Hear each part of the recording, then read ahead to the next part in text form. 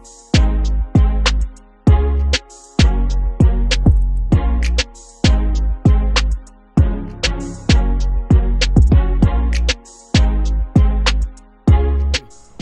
sports fans, welcome back to another very special post-game analysis. I'm your host Joe Mar. I'm Rush. And this is This or That Sports TV, the place you guys come to get the best, most interesting and riveting sports topics, discussions and debates on the internet. Yes people, but before we get into today's video, don't forget to like this one. Leave a comment under the video and subscribe to This or That Sports TV. And share the video to at least 10 people, but ensure to get us 6 subscribers, because if you guys can manage to do that, do you know how many subscribers that would get us by the end of the day? Alright people, welcome to our post-match analysis of the first game of a doubleheader quarter-final of the Champions Cup at Sabina Park today, bro. Clarendon College versus Mona High School. And the game ended 3-1 and we're here to break it down. Let's talk about it. You know what they say, rural versus urban, country versus town. And it was all that it was made out to be. In fact, I think it might have been more than it was made out to be. Clarendon College obviously were not underdogs by any sense of the word underdog. However, they came to Kingston. And as such, most Kingston people would have been familiar with the prowess of Mona High School. That's You right. know, Mona High School has been one of, if not the most clinical teams this season. And they've impressed thus far. So not many would have expected Clarendon College to come into the backyard of Mona High School, considering that they're coming from Clarendon, and do what they did today.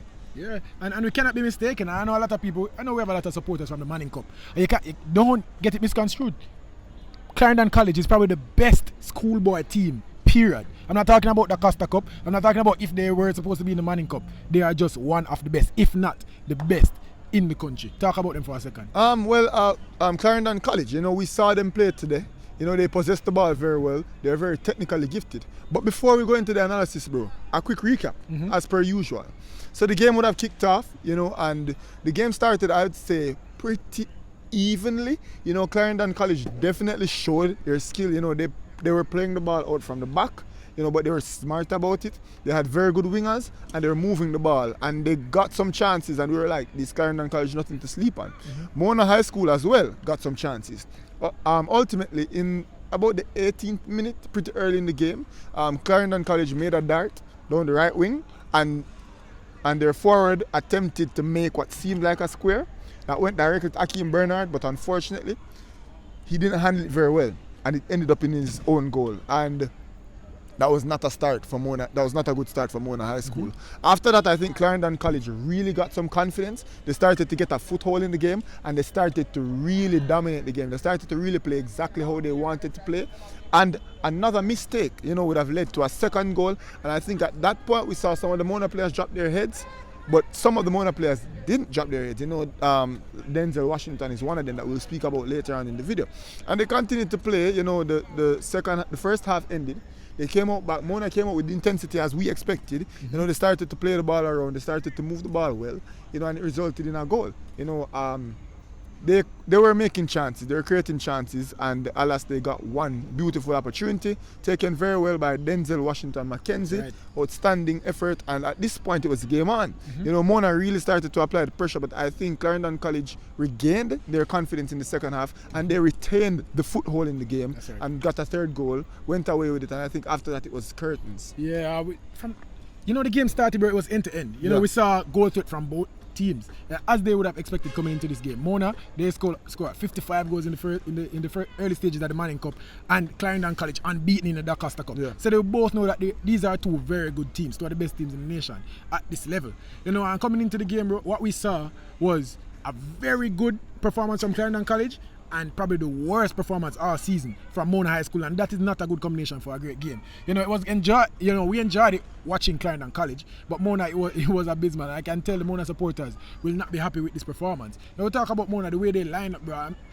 I've always wondered what would happen when Mona come up against teams that have a lethal winger or fast, pacey attackers. What would happen? We see time and time again they get some scares from Camperdown. We see them get some scares when they play Georges, only a 1-0 win. Yep. And Georges got chances. We saw against Kingston College. We were talking about Nashara Gibbs, we were talking about Dujan Richards.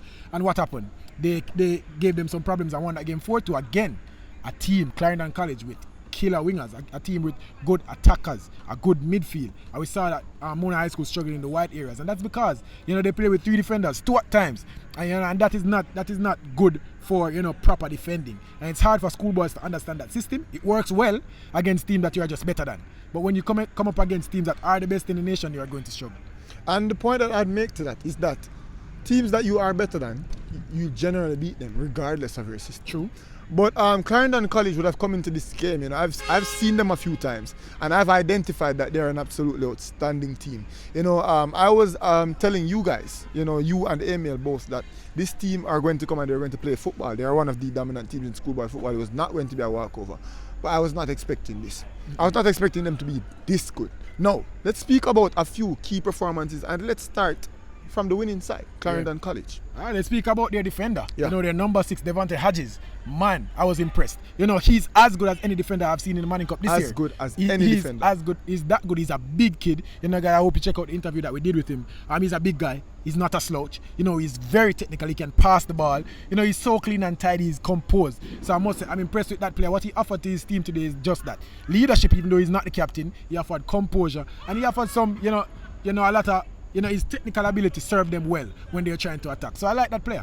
To piggyback off your point, you said he was composed. You said he was technically gifted. But something to note was that when it was time to kick that ball over the George Headley stand towards St. George's College, he absolutely did that. He used his brain, and he's a very cerebral player. And that's the thing that I took the biggest note of, or placed the most emphasis of. He makes the right decision, it seems, every single time. Yeah. I'm a big fan of a defender that has the ability to play it out. I'm a big fan of a defender that is willing to play it out. But a defender that understands the tempo of the game, understands the situation, and understands what is required of him at any given time is a defender that I really appreciate. And that's a skill that he possesses. So there were a few times when Clarendon College came under pressure today, and he absolutely just spanked that ball a million miles, because he knew that it was time to get the ball away, to regroup his backline, and to make a step on Kingston College. And there were other times when he got the ball, and instead of clearing it, he just moved the ball to the side and made a pass into his midfield, or made a pass to his wing back. So he's an absolutely outstanding defender, and I think had he been in Kingston, had he played in the Manning Cup, he would have been in the likes of a Donhue Mitchell, a Romain Blake, a Blaine Byam, Davidson, so on and so forth. He's that good. I agree with you. Let's talk about another player, Table Green. They're a wing back. Man, was he good today. He was bombing forward and he was solid defensively. He came off and he was knackered. He was tired. You could tell because he was an engine today. What he offered to that Clarendon College team was an attacking outlet while dealing with the wide threat of Mona High School. Whenever Zane Pinnock got that ball, whenever Zane and Gordon, they switched a lot in the game. Whenever they got the ball down there, they just couldn't pass him. He was so defensively sound while providing an attacking threat. And every time you see that in a player, those are signs for a great player. To emphasize on what you said, defensively, all 4 of Clarendon College's defenders, both centrally and wing backs, were absolutely outstanding defensively. I don't think they put a step wrong, except for the one time that they were caught out. Yeah. And that was just a good. But at Tebow Green, his ability to provide an outlet, his ability to overlap, his ability to support the other player that we will talk about, Reed, absolutely amazing. At Tebow Green, he's like an engine, and it's no surprise to me that he broke down at the latter stages of the game. He started to cramp up and he was subbed off, and I think that subbing off was a reward for him. He was absolutely outstanding at Tebow Green. One of the candidates for man of the match. But for sure. Let's talk about another player, the man of the match. The man of the match. Marquise Reed. Bro, I had to ask him, which position are you playing? Where are you playing on the pitch? Because he was all over the place and he was effective being all over the place. Really, really good player. Technically sound, quick player. Not a big guy, but he's strong. He did well, and I could tell. Lenway Tide was using him today to, find the pockets of spaces in that Mona High team, because they leave a lot of space behind. And, he exploited that well. I'm excited to watch this player again. He was the standout in the game. Versatility.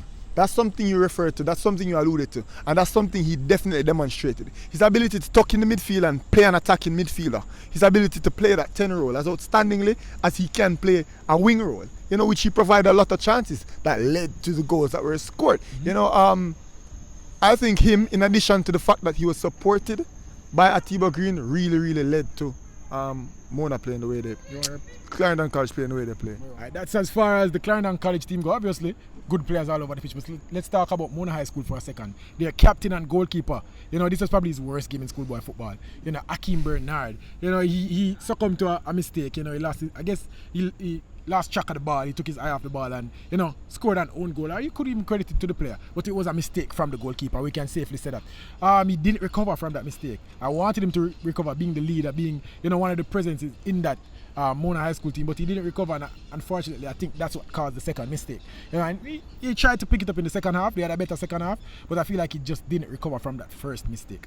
You said that he probably took his eye off the ball. I think the ball that was coming so high to his chest, he should have probably gone with a W catch instead of a catch where he tried to take it in his chest because he was a bit too elevated, and as such he didn't provide enough coverage for the ball and it bounced out and went in the goal. It's unfortunate. It happens. We saw that happen to Andre Blake in Central America, the best goalkeeper in the MLS right now. So it happens to the best of us, and we still do believe that Akeem Bernard is one of the best of them.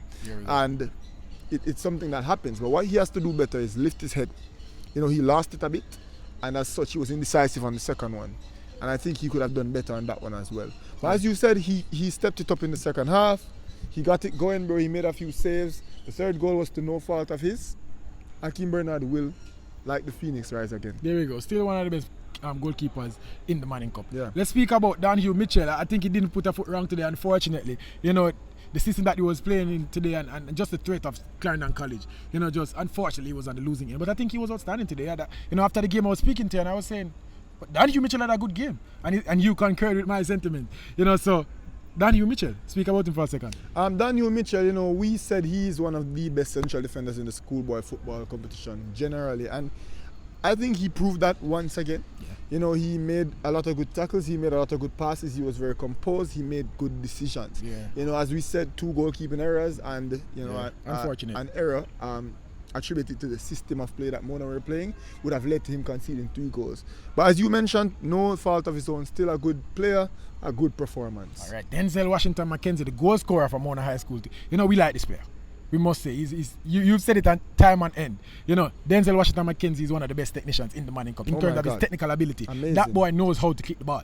He knows where to put the ball. He knows the pace to put on the ball. He's just so good technically, and he's a good athlete also. He got a ball over the top from one of their defenders. It was a clearance. He got a head to it, a cushion header. Oh my God. Then he got a supreme touch on his chest, and then he just passed it. Beyond the goalkeeper. He didn't try to, have a super shot. He didn't try a clinical placement. He just got the ball behind the goalkeeper, and that's good. That's awareness, and I like that. And you speak about his technical ability, what he does with the football. I speak about his cerebral ability, what he does with his mind, how he reads the game, how he makes the right play every time, all the time. Sometimes the play doesn't come off, but his decision is always impeccable. And Denzel Washington McKenzie, unfortunate result, very good performance. Yeah. Overall, Mona just looked beyond it. Clarendon College, they just looked the better team today. I know that Mona can play better than this. Definitely. We've seen them play better than this against, good competition. So I know that this was just an off day for Mona, but you can't afford to have an off day on the biggest stages. And I don't know what that will say to the mentality of the boys. I don't know what that will say to the mentality of the Mona High School program. We've credited it and said that these boys are some mentally strong boys. We spoke to them after the game. We spoke to Akeem Bernard, who didn't shy away from giving an interview. And he seemed a mentally strong kid. But on the day, they were just not up to, what they were supposed to do with today. Well, that is it.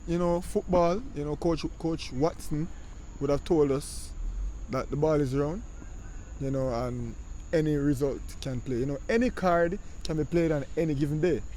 As the gamblers in Jamaica would say, any number can play.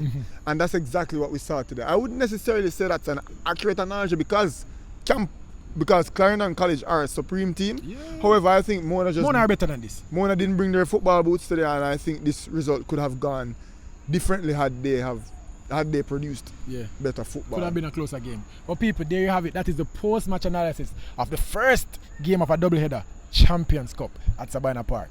Clarendon College 3, Mona High School 1. People, stay tuned for another one. We will speak about the Kingston College versus Central High School Champions Cup game. Stay tuned. Don't forget to like this one, leave a comment under the video, and subscribe to this or that Sports TV. And share the video to at least 10 people, but ensure to get us 6 subscribers. Because if each and every one of you guys can do that, do you know how many subscribers that will get us by the end of the day, people? For now, this was this or that Sports TV. Reporting from Sabina Park. And we're out. Yes, sir.